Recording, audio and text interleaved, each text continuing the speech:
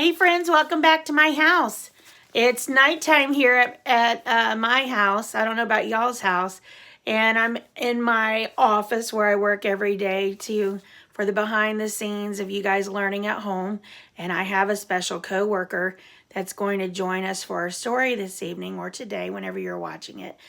Oh, she's moving to a new spot.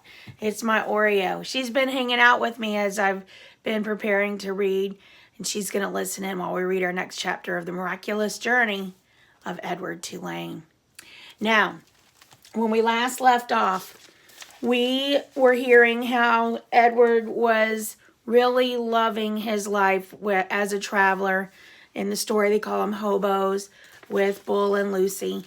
And it said that Wdward even started to really gain a great tenderness for the dog Lucy.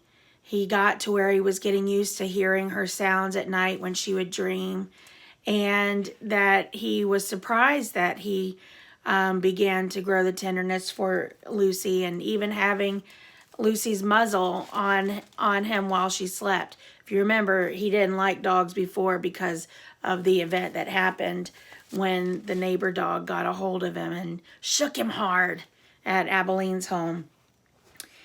And it said that he even began at nighttime while he would listen to her sleep, and he would look up at the stars and name the constellations as he and Lawrence once did together. And he would say the names of all the people he once loved and that he cared about and he missed. And he did that almost to prove to Pellegrina that he did know what love was, because he had finally figured out that Pellegrina thought that he didn't understand love. And he's proving to himself and to her that he does know what love is. Now today, when you're listening, have your papers and pencils ready to jot your thoughts while you listen for these two answers. There's going to come a point in today's chapter where you're going to hear that Wdward is able to connect in a special way with the hobos of the camps that they come upon. I want you to jot down for me, how was he able to connect, or another word would be empathize with the hobos, and really feel feelings that they were. What was it that he had that was similar to them? And I also want you to be listening for, there's going to come a moment in today's chapter where Wdward tells that for the first time he wishes that he could cry. What makes him wish that he could cry? All right, so let's dive in to today's chapter, chapter 14. Here we go. It's going to be an intense chapter, though, so listen well. Don't skip through. At first, the others thought that Wdward was a great joke. Remember, he just had an outfit made for him by Bull. "A rabbit," the hobos said, laughing. "Let's chop him up and put him in the stew pot." Or when Bull sat with Wdward carefully balanced on his knee, one of them would call out, "Got yourself a little dolly, Bull?" Wdward, of course, felt a surge of anger at being referred to as a dolly, but Bull never got angry. He simply sat with Wdward on his knee and said nothing. Soon the men became accustomed to Wdward, and word of his existence spread. So it was that when Bull and Lucy stepped up to a campfire in another town, another state, another place entirely, the men knew Wdward and were glad to see him. "Malone!" they shouted in unison, and Wdward felt a warm rush of pleasure at being recognized, at being known. Whatever it was that had begun in Nellie's kitchen, Wdward's new and strange ability to sit very still and concentrate the whole of his being on the stories of another became invaluable around the hobo campfire. "Look at Malone," said a man named Jack one evening. "He's listening to every word." "Certainly," said Bull. "Of course he is." Later that night, Jack came and sat next to Bull and asked if he could borrow the rabbit. Bull handed Wdward over, and Jack sat with Wdward upon his knee, and he whispered in Wdward's ear. "Helen," Jack said. "Jack Jr. and Taffy. She's the baby. Those are my kids' names. They're all in North Carolina. You ever been to North Carolina?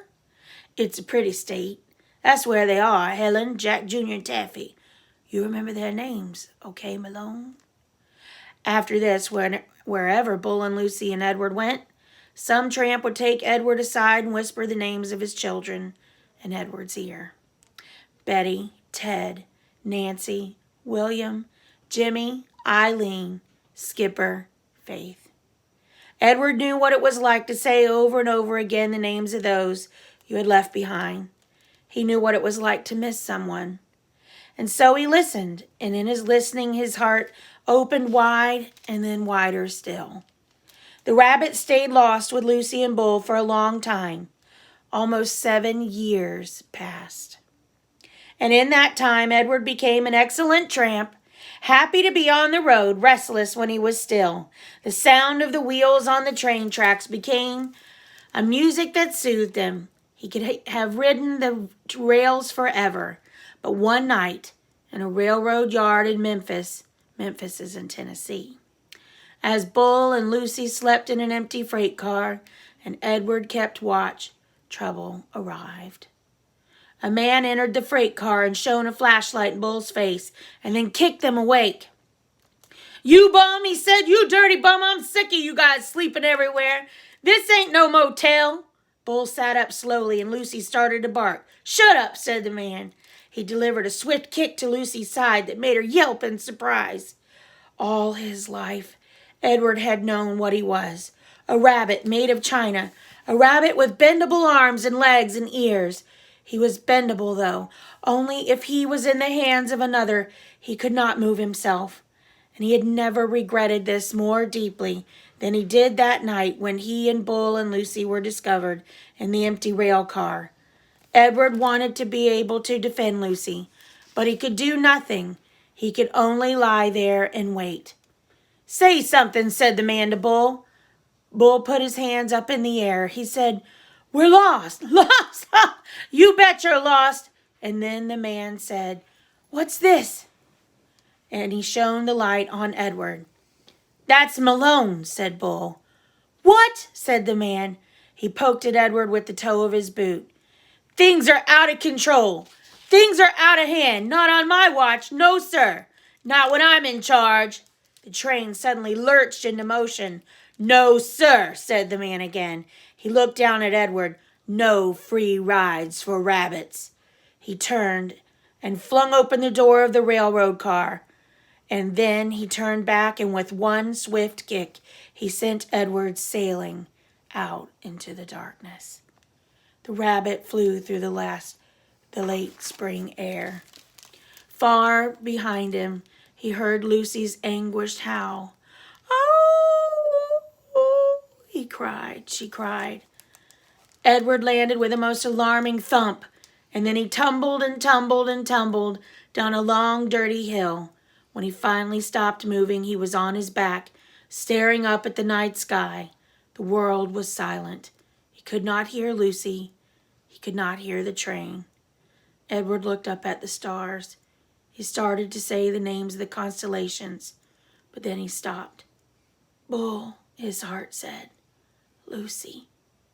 How many times Edward wondered, would he have to leave without getting the chance to say goodbye? A lone cricket started up a song.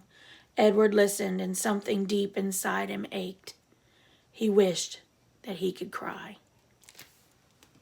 That's the end of our chapter for today. Now, it was an intense chapter. Edward's lost again, and he's lost the people that he loves again. I want you to be thinking now. If you need to, back the video up and listen once more. How was Edward able to connect with the hobos in today's chapter? And why did Edward wish that he could cry? I love you guys. See you again tomorrow. Bye.